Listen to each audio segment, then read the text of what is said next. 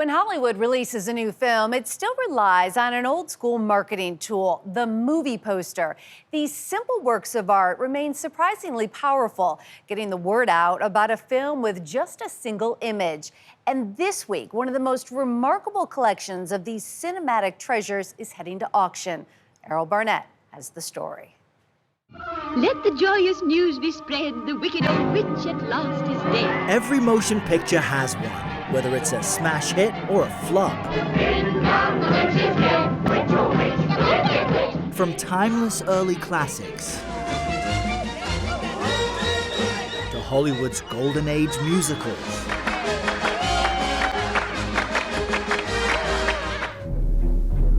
Even summer blockbusters.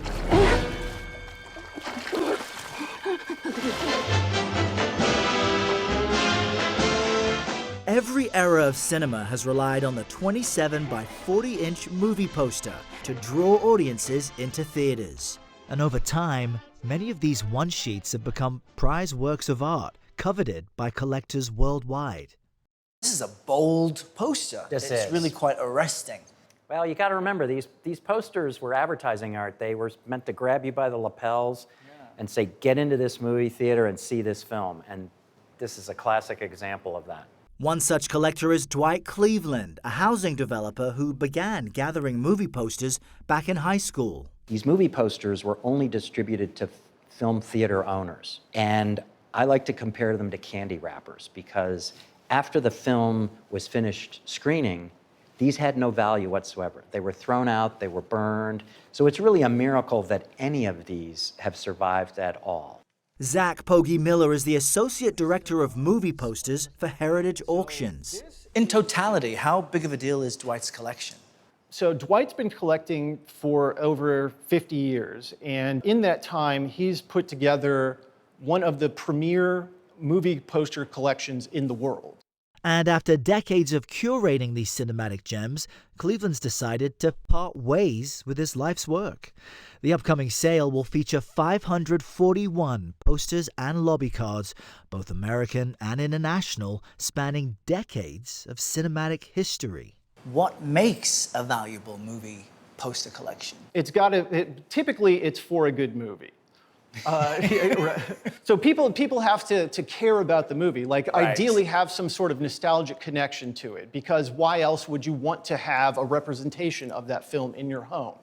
And of course, these glossy pieces of paper are expected to fetch a mighty sum on the auction block. What's the range? Posters at the entry level can be very accessible. I mean, you can buy a movie poster for as little as $20. The most expensive poster Heritage ever sold was a Dracula Style A one-sheet, and that sold for over $540,000. Wow. Among the titles in Cleveland's collection, Bond. James Bond. from 1962, the Japanese version of the first James Bond film, Dr. No. Bidding starts at $2,500. It's a very cool poster. The Japanese Bond posters are oftentimes more interesting than the United States iterations of the same. The 1933 Czech one-sheet for King Kong. It's expected to fetch more than $80,000. And Clint Eastwood's iconic 1976 Western, The Outlaw Josie Wales, with an opening bid of $1,000. The Outlaw Josie Wales. This was actually what they call a half subway or a transit one-sheet. It was produced specifically for the New York subway system. Oh, that's interesting. What was the first movie poster you remember seeing that struck you? Well, I was a naive 17-year-old high school student, and the art professor where I went to high school collected movie posters, and he was flipping through them. One of them from a 1928 film, Wolf's Song, with Gary Cooper and Lupe Velez, just spoke to me and said, take me home. How long did it take you to actually see the film? I've never seen the film. It's a lost film.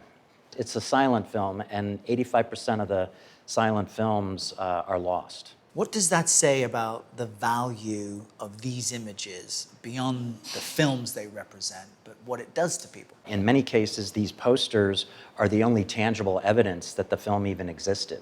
So that's what's really exciting, is that you can't watch many of those silent films, but you can see a lot of this beautiful artwork and learn about it from that standpoint. Surprisingly, Cleveland isn't your typical movie buff. For him, it's more about the art. Tell us about this Mae West poster. Yeah, this this is is really, really classic. American 3-sheet, 41 by 81 inches, this unbelievable shot of Mae West at her prime in 1935. I must have you marry me. Oh, listen, Ivan, you're all right to play around with, but as a husband, you'd get in my hair.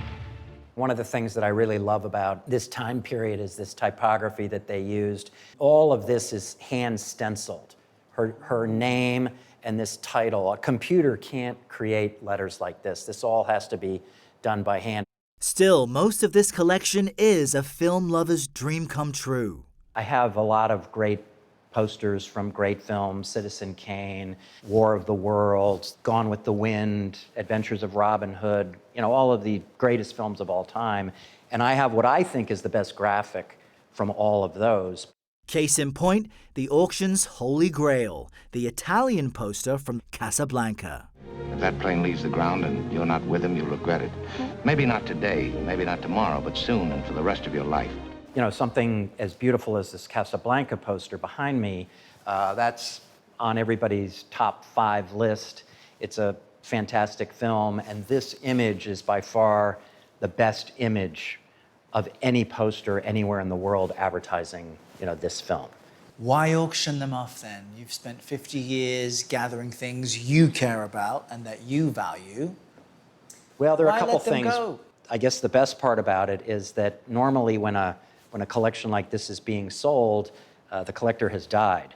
So I'm happy to, you know, not be in that role. You're happy to witness this? Yes, I'm happy to witness the whole thing. So it's kind of fun from that perspective. Oh, I love posters, but they're always so much more sexy to me. The auction's film. next week.